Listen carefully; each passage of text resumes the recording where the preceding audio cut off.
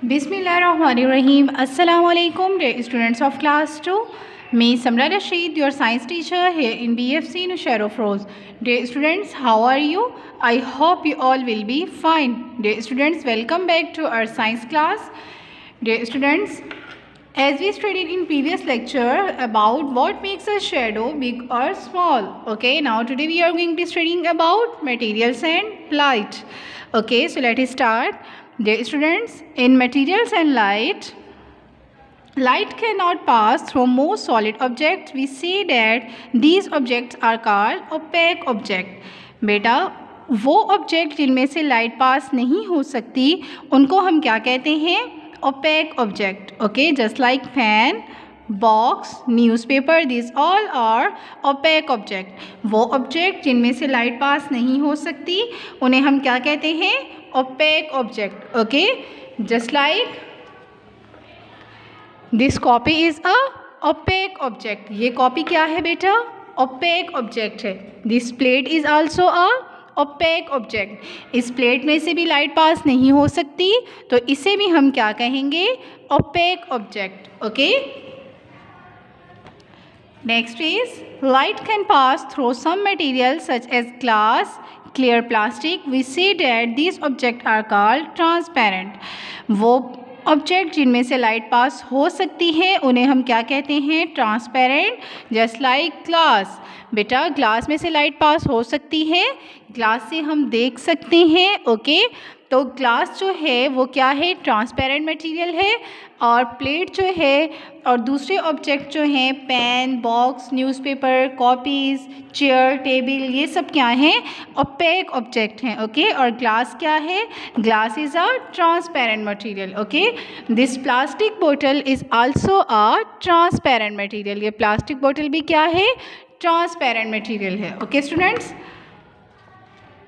next is when only some of the light can pass through a material like tracing paper and frosted glass, we say it is translucent.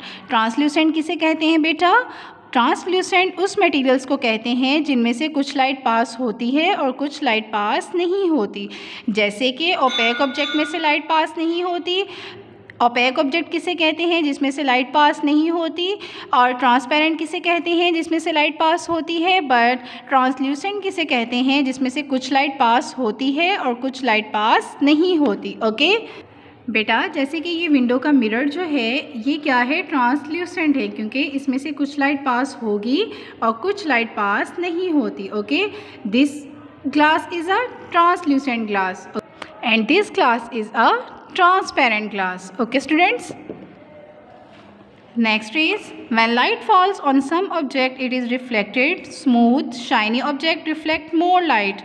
और वो object जिनमें से light,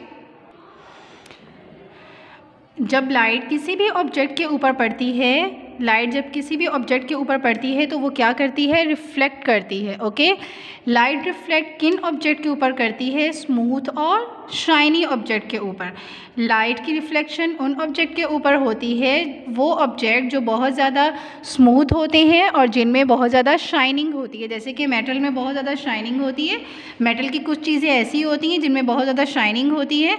तो वो object जिनमें बहुत ज़्यादा शाइनिंग होती है उनमें से लाइट रिफ्लेक्ट होती है. ओके, लाइट उनके ऊपर पड़ती है और फिर वापस रिफ्लेक्ट होती है. Okay students, just like gold bangle and steel spoon, इन दोनों ऑब्जेक्ट में से लाइट क्या होती है? रिफ्लेक्ट होती है. लाइट रिफ्लेक्ट किन ऑब्जेक्ट से होती है? स्मूथ एंड शाइनी ऑब्जेक्ट में से. Okay students, now it's turn to your homework. बेटा आज का आपका होमवर्क है, आपको क्या करना है? Solve exercise number 2 on book page number 67. बेटा आपको इस एक्सरसाइज में क्या करना है? Man made sources of light, natural sources of light, sources of reflected light. इस चार्ट की मदद से आपको ये कॉलम फिल्स करने हैं. यहाँ पे आपको मैन मेड सोर्सेज लिखने हैं और यहाँ पर नेचुरल सोर्सेज लिखने हैं और यहाँ पर सोर्सेज ऑफ रिफ्लेक्टेड लाइट लिखने हैं. Okay students, we will be continue our next class tomorrow. Okay, thank you, अल्लाह हाफिज़.